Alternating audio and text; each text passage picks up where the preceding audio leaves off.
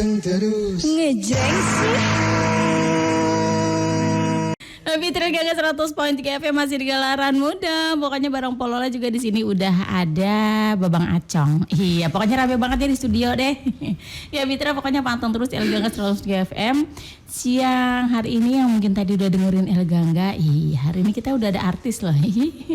Artis. Iya, artis. Cuma nggak cuma artis TV, radio, nih di bidang kesehatan Mitra. Pokoknya di sini kita ada dua ya. Ada artis kesehatan, ada dua nih dari dinas kesehatan. ada tentunya kita ditemani sama dua dokter cantik. Iya, yang hari ini kan ngebahas tentang demam berdarah. Iya, bagaimana Saya kita jadi menangani? cantik nih. Iya dong, pastinya kan nggak mungkin ganteng dong. Iya betul. Buat Mitra Gangga yang lagi pantang radio Gangga 103 FM, kita kenalan dulu ya. Kita kenalan dulu nih Mitra nih. Di sini udah ada Dokter Kety Swaputri Kancana. Kancana atau Kencana nih? Kancana, karena Kancana, orang ya. Jawa Barat. Kalau orang Jawa jadi Kencana. oh Gitu. Nah, tapi Dokter Kety nggak sendirian Mitra. Di sini ada Dokter Fevi Herawati, kepala bidang di Dinas Kesehatan, ya. Selamat siang Mitra El Gangga. Siang. Mpok Lola juga. Iya, Dan sehat selalu. yang ada di ruangan ini. Pokoknya ada di El Gangga ya. Iya. Gimana nih dokter puasa hari ini? Insya Allah belum batal sih. Udah jam 2 ya dok ya? Sehingga puas. Oh, Oke. Jangan pantes seger ya. Oke baik Mitra, ini adalah narasumber kita pada hari ini ya Mitra. Pokoknya kalau Mitra lihat ke sini cantik-cantik deh, nggak rugi pokoknya. Apalagi dengerin dan potong El Gangga di Mudeng ya. Kita nanti sampai jam 3 sore Mitra ya. Oke, di sini temanya adalah waspada demam berdarah ya dok. Iya. Iya, nah sebelum kita bahas apa sih demam berdarah, boleh dong kenalan dulu silahkan. Silakan dari Dokter Kety dulu yang mudaan. Yang mudaan ya. Halo, Mitra El Gangga, saya Dr. Kety Swaputri Kancana dan saat ini saya kebetulan tinggal di Bekasi, udah lama sih sebenarnya, dan praktek sebagai dokter spesialis penyakit dalam di RSUD Jati Sampurna. Jauh ya dari sini ya? Jauh ya. Enggak sih, kalau kan Enggak. kalau kerja nggak boleh bilang Betul. jauh dan ngeluh ya. Masih satu kota Bekasi. Di Masih kota Bekasi. Profesional. Profesional ceritanya. Iya. Satu lagi di RS Primaya Bekasi Utara yang setelah Sumarekon gitu. Ya, dari Oke. ujung dan ujung. Ujung sama ujung. Oke, baik. Gitu. Oke, selanjutnya silakan. Saya Dr. Fevi Herawati sebagai Kepala Bidang Pencegahan dan Pengendalian Penyakit di Dinas Kesehatan Kota Bekasi. Kebetulan saya memang orang Bekasi banget. Lahir di Bekasi, sekolah di Bekasi, cuma saat kuliah aja ke Bandung. Mungkin kalau ada fakultas kedokteran di Kota Bekasi, Kayak diambil ya. kayaknya iya. Di Bekasi Mungkin iya. Terus kemudian alhamdulillah kerjanya ya di Bekasi juga ya, sudahlah. Bekasi banget dah. Iya, berarti cinta Bekasi. Iya. Oke, baik. Untuk dokter-dokter yang cantik-cantik ini pokoknya siap ya untuk memberitahu kepada Mitra El Gangga ini tentunya bagaimana sih waspada demam berdarah. Nah ini kan untuk awal obrolan siang hari ini nih ya Bu Dokter ya. Saat ini kita kan lagi musim penghujan ya. Iya. Iya, musim Walaupun hujan. sekarang panas terik ya. Iya, Udah panas 2 hari nih cuma kayaknya bisa panas. dihitung dok, cuma bisa dihitung hari kalau untuk panas Iya. ya kalau Tapi kata kemarin-kemarin Lola. hujan banyak ya. Lebih banyak hujannya. Betul. Karena jemuran nggak kering-kering dong. Iya. Itu ya indikatornya. Indikatornya. Oke deh.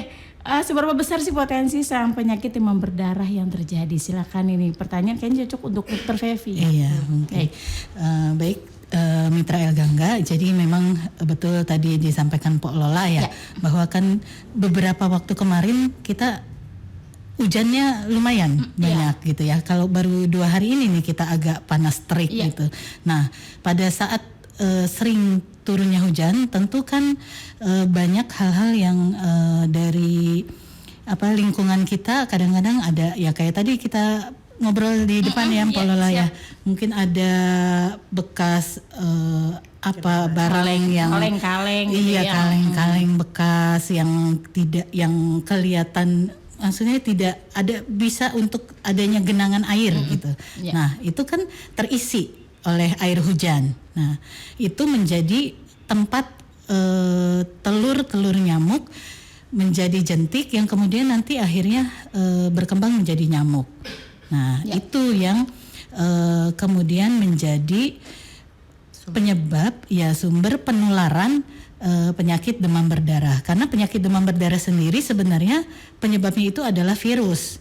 Tapi virusnya dibawa oleh nyamuk gitu. Sehingga bisa berpindah dari orang yang sudah sakit demam berdarah, ada virusnya dibawa nyamuk, kemudian pada saat menggigit orang lain tertularlah orang yang belum sakit. Iya, Itu kalau kata bahasa gitu. kampungnya ketinggalan tuh. Ketinggalan virusnya. itu ya virusnya.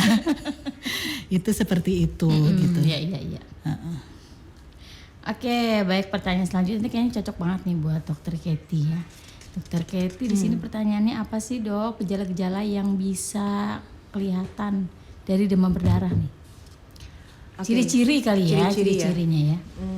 Lemah, letih, lesu. Akhir bulan kayaknya dok ya. Atau puasa enggak ya? Atau masih Bukan bulan kurang puasa. air, kurang duit. Kurang duit. Iya. Sebenarnya kita harus kenal dulu nih sama demam dengue gitu ya. Jadi ada demam dengue atau tulisannya dengue gitu. Cuman sebenarnya bahasa kedokterannya adalah kita bilangnya agak gaul sedikit. Iya, saya sampai dengue bingung mau baca gitu ya. gimana sih dengue. Ya kan, Tulisannya bingung dengue kan, tapi Iya. orang bacanya dengue gitu Iya, ya. Jadi dengue. biar agak inilah, agak gaul.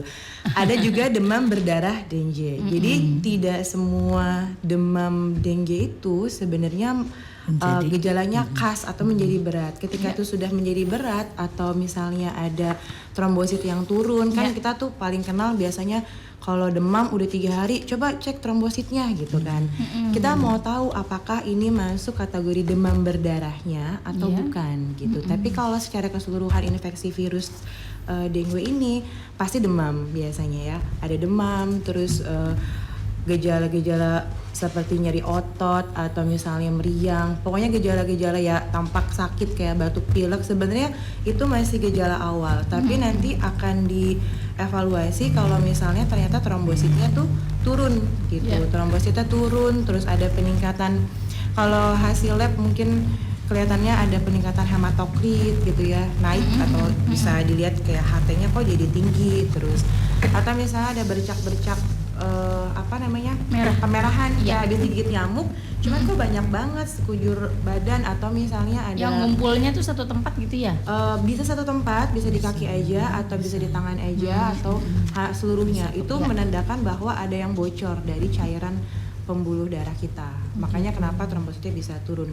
Atau bahkan kadang-kadang kalau misalnya di usia anak atau remaja masih suka juga ada perdarahan spontan, misalnya mimisan atau misalnya nyeri perut gitu. Jadi gejala klinisnya atau gejala di awal semua tampak sama, kayak yang demam gitu ya, terus nyeri otot, mata, pokoknya batuk kayak mau batuk pilek segala macam, nanti akan kelihatannya, makanya dokter kadang-kadang meminta untuk cek darah itu di hari ketiga biasanya gitu, karena memang perjalanan penyakitnya agak panjang soalnya iya. Jadi kalau misalnya biasa meriang aja atau misalnya akhir bulan aja, paling cuma sehari ya gitu. Tapi kalau demam berdarah itu bisa panjang sampai dengan 7 hari memang gitu. Masa perjalanan penyakitnya dari mulai start 0 demam sampai ke selesai nih minimal itu 7 hari. Jadi kadang-kadang suka lama memang, lebih lama tergantung sama kondisi imun seseorang. Gitu ya. Kalau yang demam tinggi itu kayak sampai 38, 39 Iya, termasuk bahkan sampai 40 kadang-kadang ya. Karena itu itu membedakan termasuk ciri-ciri demam berdarah. termasuk karena itu ciri khas demam yang diakibatkan oleh virus. Jadi demam itu kan banyak ya, demam itu kan nggak cuma karena infeksi aja, bisa karena infeksi virus atau bisa karena infeksi bakteri atau misalnya karena dehidrasi, itu juga bisa. Nah, demam yang khas karena infeksi virus itu demamnya tiba-tiba tinggi lebih dari 38, 39, bahkan kalau misalnya anak-anak atau remaja itu bisa sampai 40 terus Yang sampai menetap kejang awet. itu, Dok, Iya. ya? Itu memang kalau misalnya anak-anak ada riwayat kejang biasanya sampai karena nggak kuat mungkin dengan suhu tubuh yang tinggi ya gitu. Jadi memang khasnya demamnya tinggi. Sempat turun, ada yang bilangnya kalau bahasa awamnya kayak tapal kuda. Jadi dia sempat turun, kayak udah nih kayaknya udah enakan, ternyata naik lagi demamnya. Itu adalah salah satu ciri khas dari demam berdarah juga. Iya, berarti sempat kemarin anak saya sakit, tapi alhamdulillah sih nggak demam berdarah. Bukan ya, alhamdulillah. 10 hari dok. Oh, 10 hari ya? Cek darah nggak tuh? Enggak sih, enggak sampai cek. Luar biasa. Oke, ini pertanyaan selanjutnya masih untuk dokter Katy ya. Untuk penanganan ya dok. apa sih penanganan pertama yang harus dilakuin nih kalau kita dan keluarga atau ciri-ciri gejala demam berdarah sendiri?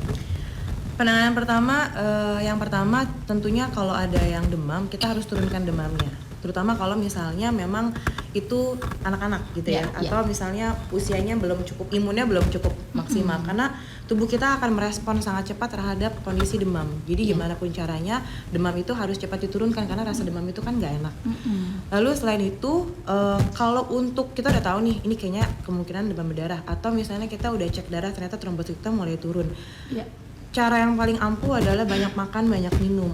Jadi sebenarnya memang nggak semua kasus DNJ ini harus dirawat ya dok ya. Jadi ada juga yang bed rest di rumah gitu. Tergantung apakah dia masih mau makan, terus udah gitu demamnya bagaimana, terus lihat trombositnya juga gimana. Jadi kadang-kadang kita ngerasa panik, oh takut nih ada tetangga saya kemarin demam berdarah sampai masuk ICU, atau kemarin ada yang meninggal di kampung sebelah gitu ya karena demam berdarah. Pokoknya nih gimana caranya harus dirawat gitu. Sebenarnya konsep untuk demam berdarah sendiri tidak semua demam berdarah itu harus dirawat. Kita lihat dulu nanti bagaimana.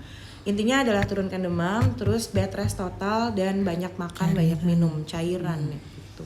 Oke, detail banget ya. Ya, pertanyaan selanjutnya nih untuk Dokter Fevi ya dok ya. Nah di sini nih ini masih berhubungan dengan penanganan. Nah kalau untuk Dokter Fevi sendiri nih apa aja ini pencegahan ya?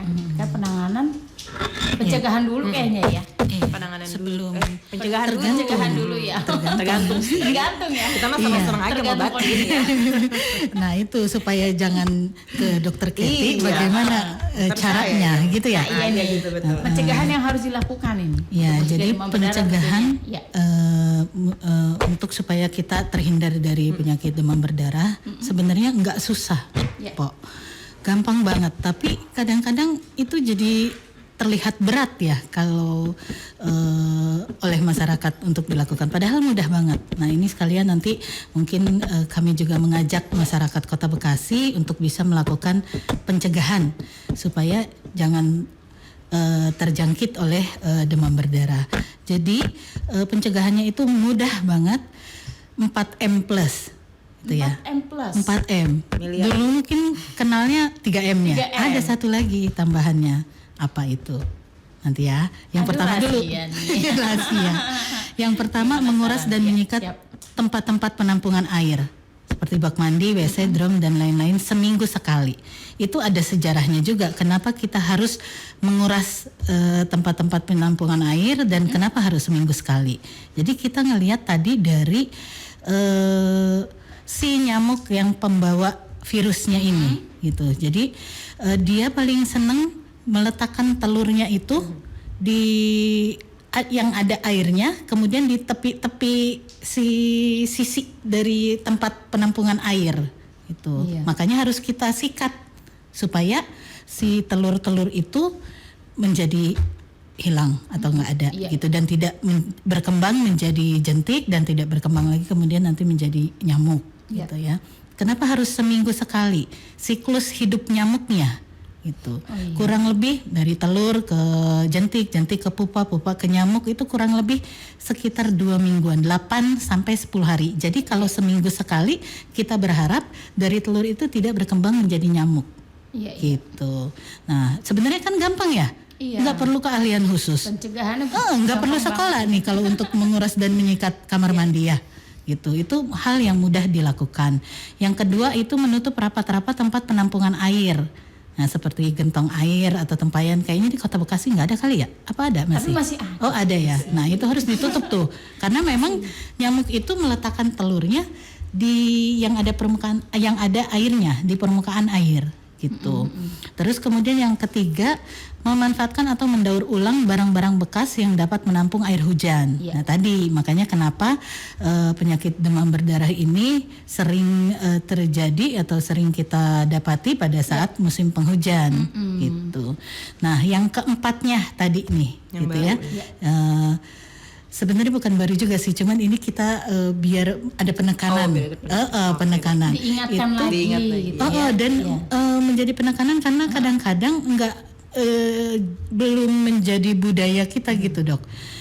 sebenarnya mungkin tidak jauh berbeda dengan nomor 1, 2, 3 di atas, Iya. tapi dia memantau perindukan sarang nyamuk tiap 1 minggu sekali. Jadi memantau, artinya dari tempat 33 tadi yang kemungkinan ada jentik itu, kita harus pelototin tuh ada jentiknya atau enggak. Jadi sekarang dimunculkanlah gerakan untuk menjadi jumantik untuk rumahnya sendiri. Jadi ada gerakan satu rumah satu jumantik. Jumantik itu juru pemantau jentik. Iya. Jadi memantau jentik ini. Ya boleh juga sih dibilang hal yang baru nih, karena memang biasanya kan kita kalau yang memantau jentik nungguin petugas puskesmas gitu ya.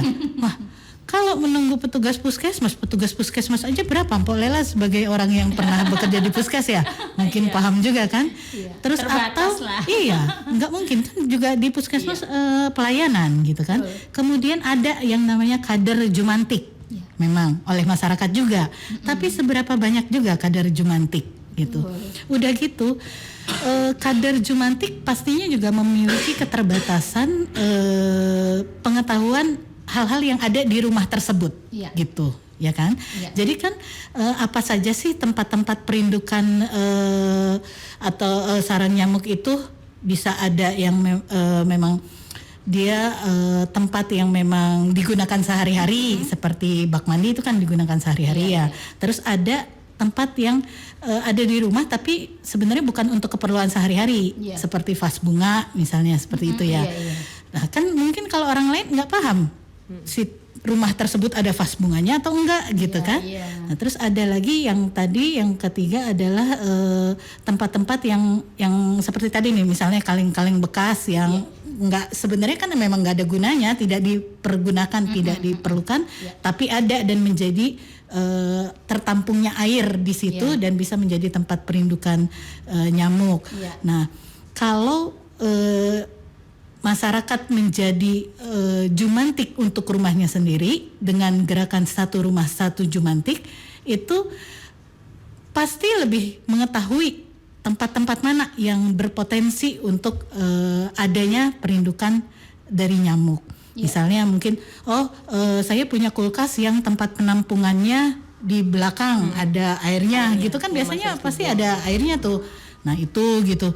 Atau saya ada dispenser, ada 3 dispenser, ya kan yang tahu yang punya rumah, gitu. Jadi sekarang dianggap yang paling efektif juga untuk pencegahan terhadap demam berdarah itu adalah menjadi adanya gerakan satu rumah satu jumantik. Jadi menjadi jumantik untuk rumah sendiri, gitu. Nah kemudian 4M plus, jadi ada plusnya juga.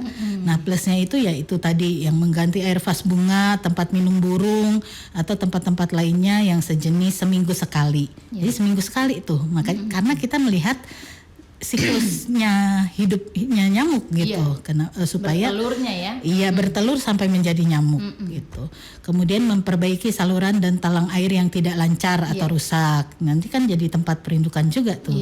Kemudian menutup lubang-lubang pada potongan bambu atau pohon dan lain-lain. Pokoknya jangan sampai ada tempat yang bisa menampung air hujan dan nggak bisa kering gitu ya.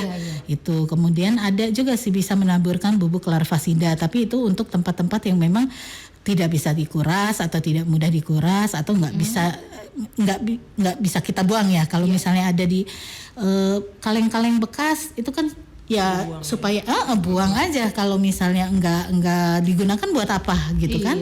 Gitu. Terus ada memelihara ikan pemakan jentik, kemudian memasang kawat kasa, menghindari kebiasaan menggantung pakaian di dalam kamar, kemudian mengupayakan pencahayaan dan ventilasi ruang yang memadai, menggunakan kelambu dan memakai obat yang dapat mencegah gigitan nyamuk. Gitu. Itu sih kalau untuk mencegah terjadinya penularan demam berdarah. 4M sekarang ya. 4M plus. 4M plus. Plus. Iya. Berarti itu bukan plus 4 aja dong. Enggak banyak. Ada plusnya, peritil-peritilnya banyak. Tapi coba dipikirkan oleh kita ya. Susah nggak sih melaksanakan itu? Enggak ya. Enggak sih, Dok. Enggak kan? Enggak. Males aja Daripada kalau misalnya, mohon maaf ya, kemudian menjadi sakit, Bagian dirawat saya berarti dokter itu ya. Kathy gitu. Coba berapa hari harus ke rumah sakit? Iya. Belum rasa tidak nyamannya gitu kan ya. Dan ada juga penyakit ini yang kemudian sampai membahayakan jiwa gitu. Iya. Jadi upaya pencegahan tuh biasanya sebenarnya yang ringan-ringan sebenarnya. Yang berat itu kalau sudah disakit gitu kan. Iya betul. Gitu. Nah, terus dokternya bagaimana nih? Mungkin ini dari pertanyaan Lola sendiri ya. Untuk kampung-kampung yang tinggalnya di mungkin yang jalanannya rusak, itu kan pasti hujan tergenang air ya. Terpotensi ya pastinya ya. Nah, kita nggak menutup kemungkinan adalah orang-orang maksudnya rumah tangga yang rajin banget tentunya. Nggak sampai seminggu sekali udah bersih mencegah itu ya. Iya. Karena kan mementingkan kesehatan juga. Betul. Tapi lingkungan rumahnya, Oh iya. depan rumahnya Betul. itu jalanan rusak yang pastinya bolong-bolong jalanannya itu menggenang air. Bagaimana itu dok? Kalau misalnya Banyak kan daerah-daerah bawah lah kita sebut ya. ya, kalau airnya itu tergenangnya sentuhan langsung dengan tanah sih dia enggak si jentiknya. Tapi yang biasanya berkembang itu pada tempat-tempat yang bukan bersentuhan langsung dengan tanah. Tapi yang tadi menjadi perhatian kita juga benar kata Mpok Lola tadi bahwa lingkungan juga harus dijaga. Rumah kita bersih, sebelah rumah kita ada fasilitas umum misalnya yang kemudian tidak juga terperhatikan kebersihan lingkungannya, nyamuk kan nggak bisa ngetok pintu ya. Iya. Pasti ya dia terbang kan ke situ juga gitu. Ya memang harus dijaga gitu. Jadi atau misalnya sebelah kita lapangan nih, kemudian banyak kaleng-kaleng bekas. Rumah kitanya udah kita jaga nih, udah bersih, udah ada jumantiknya di rumah sendiri, udah diperiksa. Terus kemudian yang memang vas bunga udah diganti seminggu sekali. Bak mandi udah disikatin. Tapi kaleng bekas di sebelah rumah kita enggak kita bersihkan, ya kita juga tetap berpotensi untuk kena Iya, gitu. nah itulah. Karena kan itu plusnya ya dok. nah itu jadi bukan hanya rumah sendiri Jadi tapi peduli juga lingkungan juga iya. Tapi rumah sendiri harus udah beres dulu nih. Nanti untuk lingkungan ayo kita sama-sama gitu. Oke, baik buat mitra nih pengetahuan banget ya, bukan banget tapi sangat.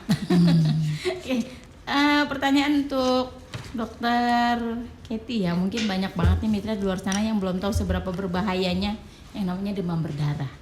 Kadang ada yang suka ngebanyol, siapa sih demam berdarah, di mana sih rumahnya gitu. Kayaknya udah kesel banget nih.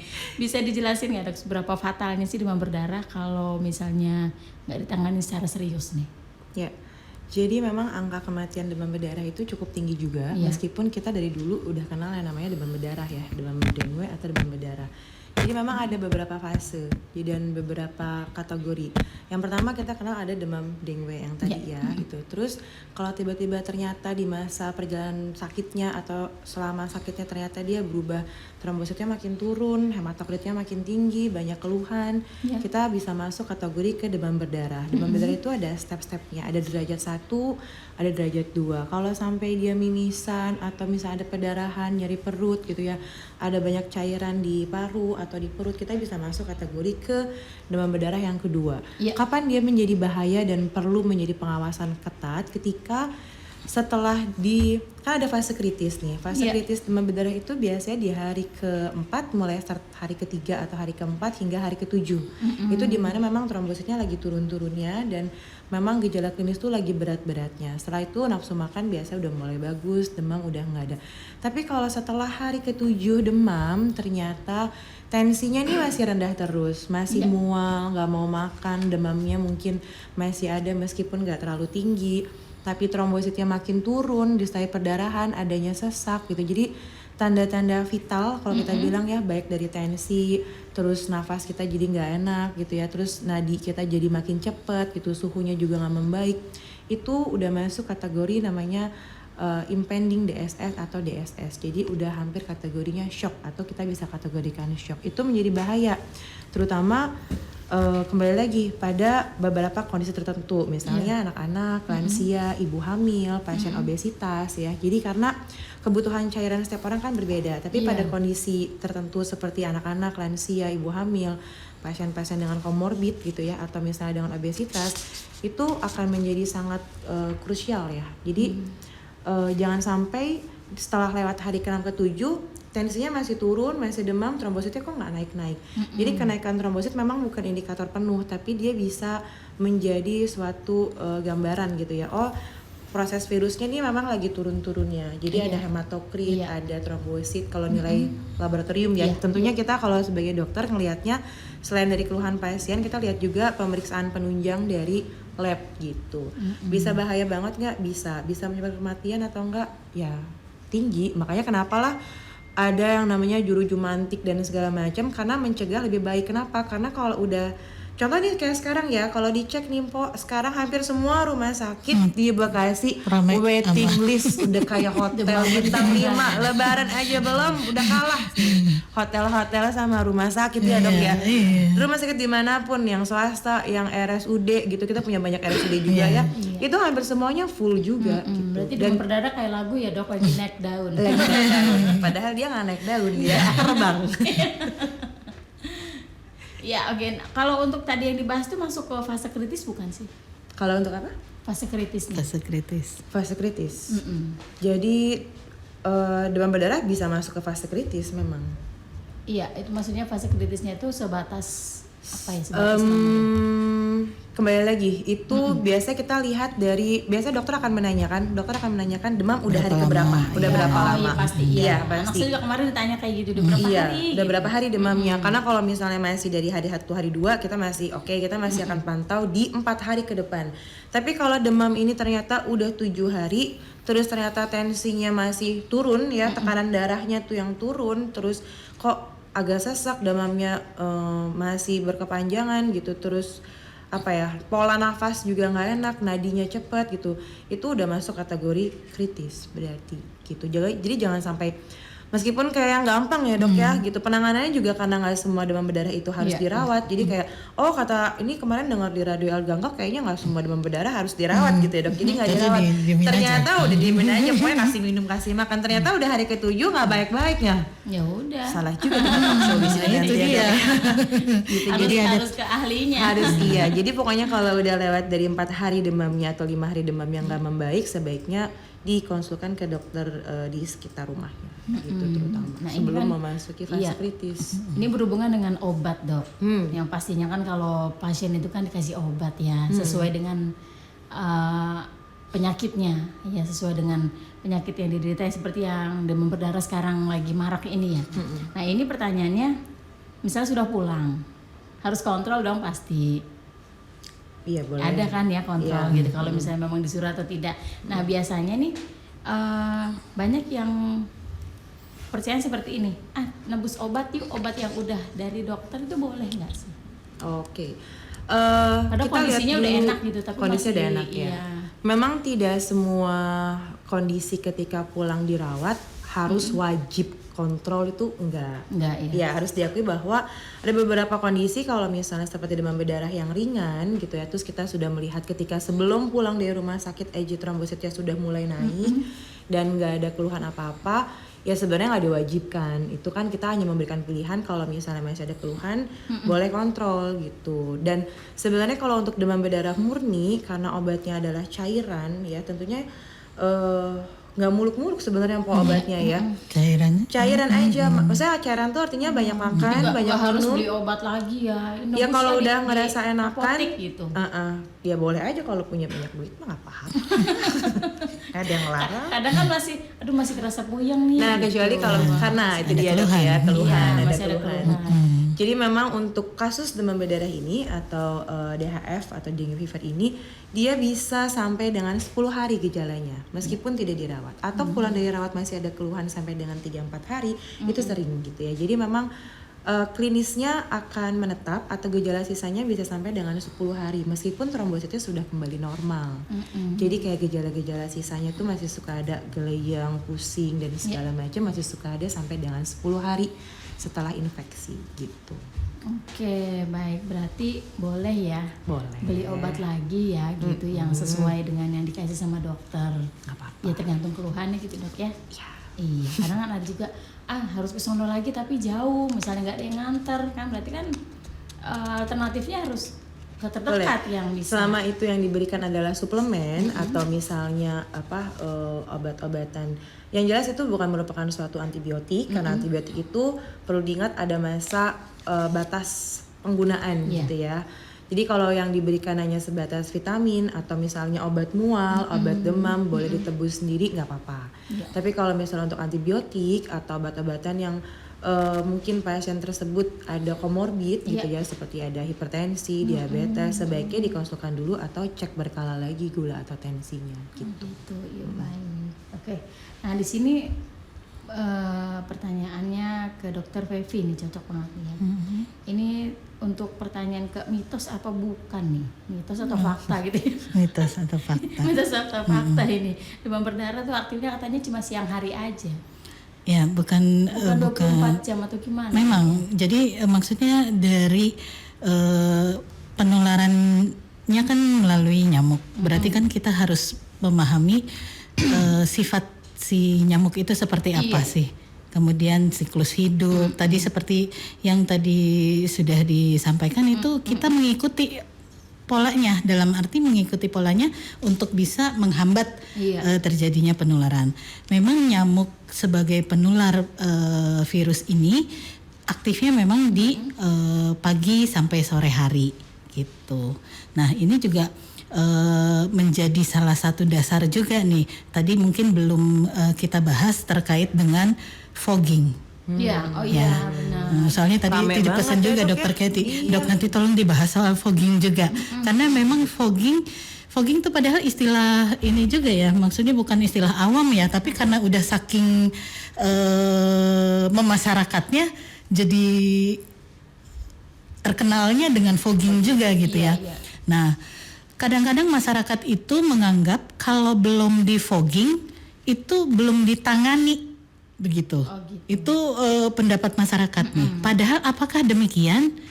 Nggak seperti itu sepenuhnya gitu. Jadi yang namanya penanganan demam berdarah, ya pasiennya dilakukan penanganan secara medis. Untuk lingkungannya yang paling utama adalah PSN tadi, pemberantasan sarang nyamuk tadi yang 4M+, gitu ya. Fogging itu dilakukan kurang efektif. Jadi apalagi kalau misalnya tanpa disertai dengan PSN. Nah, kita melakukan fogging itu ada syarat-syaratnya, ada ketentuannya. Jadi puskesmas biasanya nih kalau misalnya ada yang namanya, kalau dari rumah sakit ada namanya KDRS, kewaspadaan dini rumah sakit, itu menjelaskan bahwa ada penderita pasien demam berdarah gitu kan. Nah, nanti dari teman-teman yang ada di puskesmas melakukan yang namanya penyelidikan epidemiologi. Nah, penyelidikan epidemiologi itu apa sih yang dilihat gitu.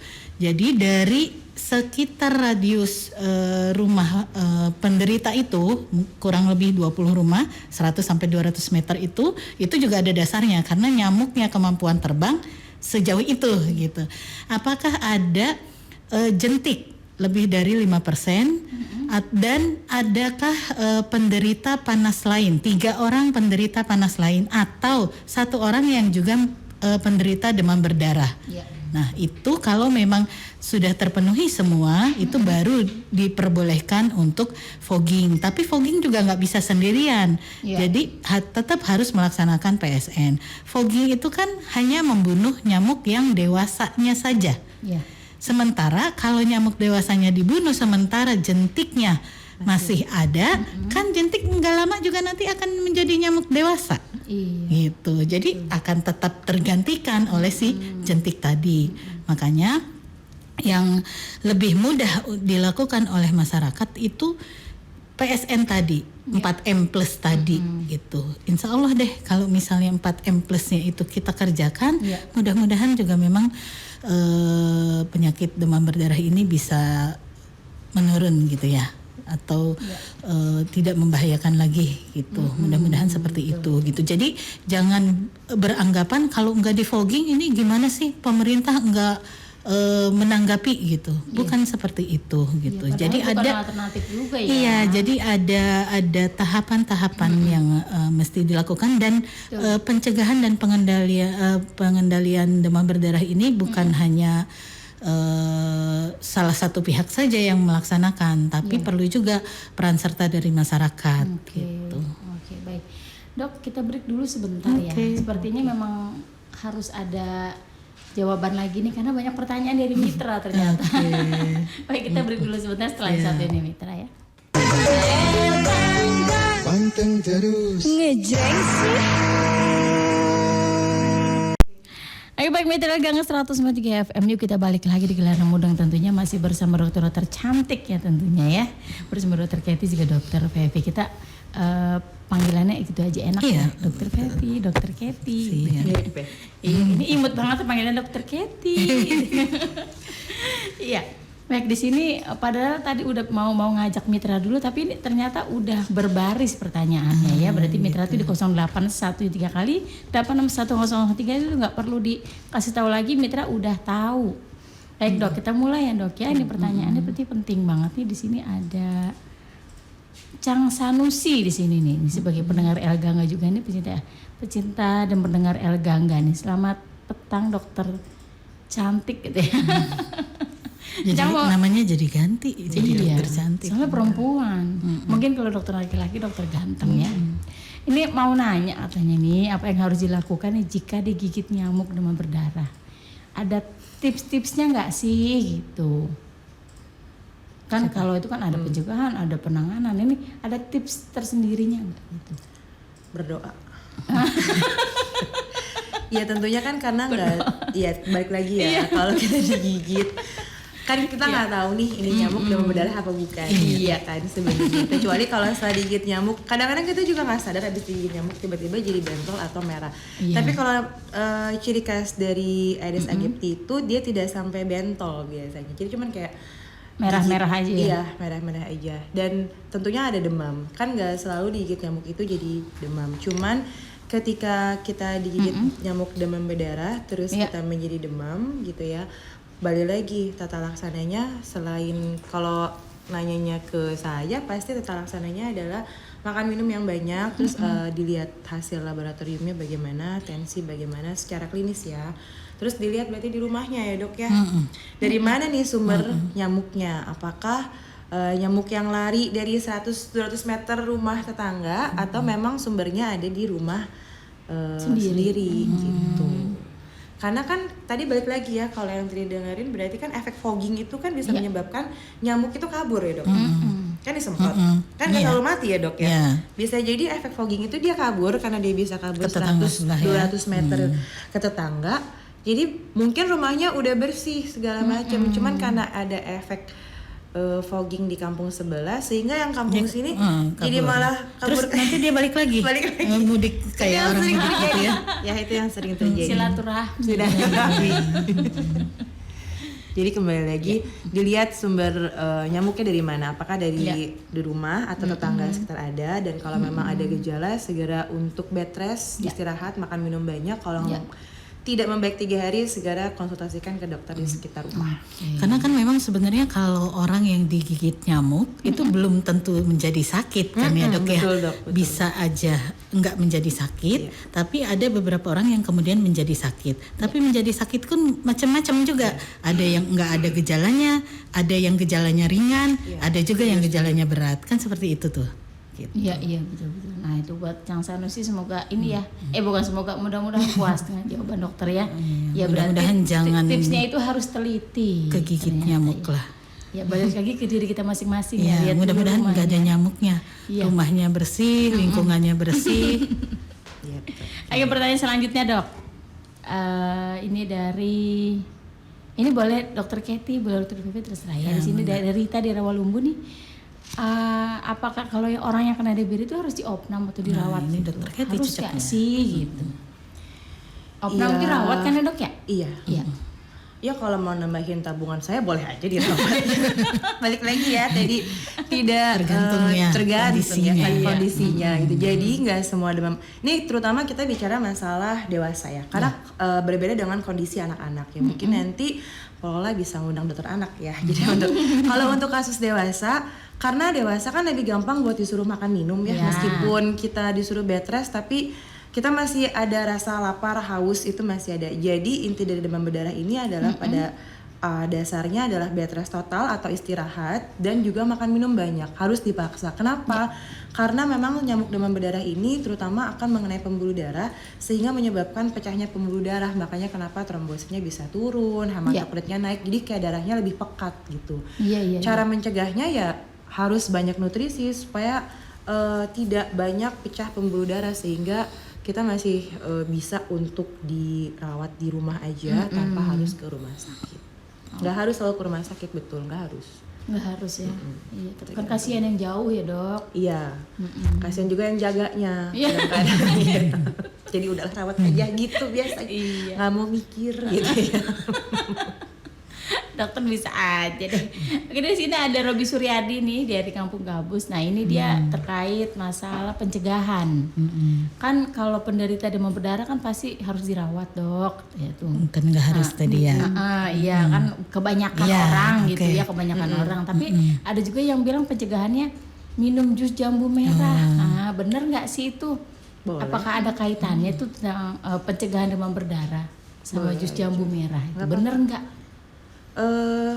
Karena intinya cairan, jadi boleh-boleh aja. Apalagi kalau dibawa ke sini sekarang ya, Dok. Jus jambunya. Buat pencegahan ya.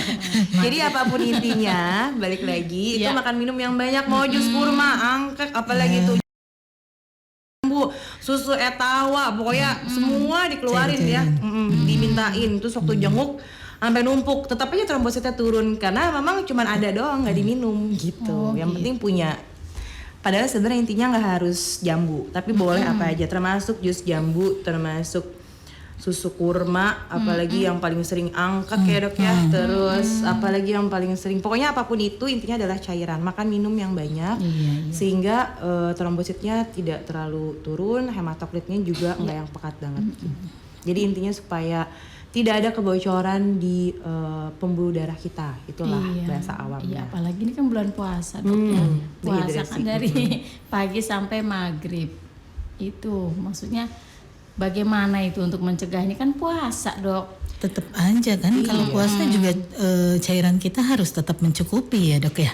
Makanya kenapa ada juga kan kalau cairan yang kita minum saat berbuka sekian gelas, saat mau taraweh, setelah taraweh, pas mau sahur gitu kan. Jadi kan mau mencegah demam berdarah atau enggak pun kebutuhan cairan manusia kan perlu dicukupi. Berarti gitu. Ini kan kadang cuma memindahkan waktu. Ada ukuran-ukurannya iya. Gitu. Iya, memindahkan saja. Tapi banyak juga, Dok, yang puasa ini mumpung puasa sekalian diet gitu. Boleh, nggak apa-apa. Boleh, tapi berbahaya nggak apalagi kondisi cuaca kayak gini, Dok? Kalau selama dietnya terpenuhi nutrisinya, itu nggak ada masalah. Karena yang penting mencukupi ya, Dok ya. Yang penting tercukupi gitu. Jadi setelah berbuka kita kan pasti makan. Iya. Kita punya banyak waktu dari mulai kita buka puasa sampai kita sahur lagi gitu. Jadi itu kalau misalnya jenis makanannya apa dulu, karena diet itu kan bukan artinya nggak boleh makan, nggak boleh minum kan. Cuman jenis makanan apa yang kita pilih supaya mungkin berat badan kita tuh nggak naik lah karena gorengan, karena kolak dan segala macam gitu kan, santan dan segala macam. Jadi pilihan jenis makanan ketika berbuka dan ketika sahur yang mungkin harus dievaluasi. Sekalian diet boleh nggak? Ya boleh aja, nggak apa-apa. Kalau misalnya minuman, kita pilih minuman yang tidak mengandung terlalu manis gitu, sehingga gula darah kita nggak cenderung naik, sehingga berat badan kita sama bulan puasa tuh tetap stabil gitu. Jadi nggak apa-apa. Oke, berarti ringan ya. Iya, pencegahannya ringan, penanganan juga ringan ya. Berarti balik lagi ke diri kita masing-masing ya, Dok. Oke, baik. Nah, di sini satu lagi nih pertanyaannya tadi nih yang mungkin Mitra juga harus tahu, teman-teman pendengar Ergangan yang harus tahu yang punya akuarium di rumah, apalagi kan yang punya toko akuarium kan banyak ya. Nah, terus kebanyakan tuh kalau yang punya di akuarium di rumah nih Mitra pokoknya benar-benar harus tahu aman atau enggaknya nih. Mohon didengarkan nih Mitra ya. Jadi kebanyakan kalau makanan itu yang dari got-got itu Dok, itu aman nggak Dok? Yang dokter Fevi ya itu ya. Terus aman nggak buat yang nyari nih? Kan di situ banyak banget tuh, disaring lalu pulang. Memang masih dicuci tapi kan ditaruh di air buat makanan ikan. Kira-kira aman nggak? Ini penting banget buat Mitra. Kan intinya kan sebenarnya justru yang tadi sebagai 4M plusnya itu plusnya salah satunya adalah memelihara ikan pemakan jentik. Iya. Gitu. Jadi kalau selama akuariumnya itu ada ikannya yang bisa memakan jentik, tentunya jadi jentiknya akan hilang kan, akan nggak ada. Yang nggak boleh tuh ada akuarium, ada airnya, nggak ada ikannya, gitu. Atau mungkin kalau tadi kata dokter Keti kalau isinya buaya gitu ya, karena buaya nggak makan jentik ya, gitu. Makanya punya rumah. Serem banget ya. Itu lagian buaya juga bisa masuk di akuarium, segede apa akuariumnya?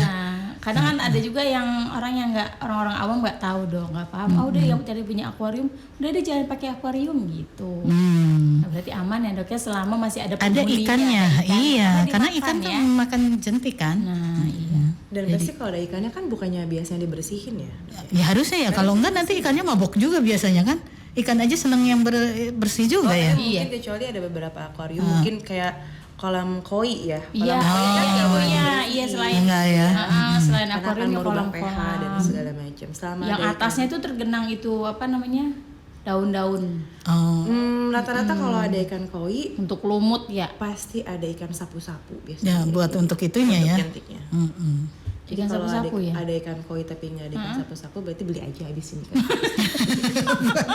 Nyari aja dong kali banyak. Oh dikali banyak ya. Iya. Oke deh, Dokter Keti, Dokter Fevi, ini terima kasih banyak nih. Iya. Jadi waspada demam berdarah itu ternyata mudah ya. Iya. Ya, jadi jangan panik ya Dok ya ternyata ya. Ya jangan panik tapi juga jangan disepelein. Ya nggak sih? Iya. Nah, ini mungkin untuk menutup nih Dok. Boleh Dokter Keti, boleh Dokter Fevi, pesan-pesan buat mitra di luar sana nih.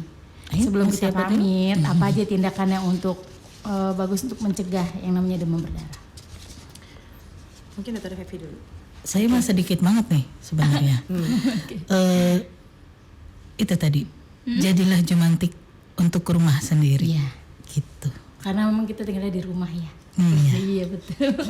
Tapi tambahin lagi deh. Iya. Karena boleh. sedikit ya.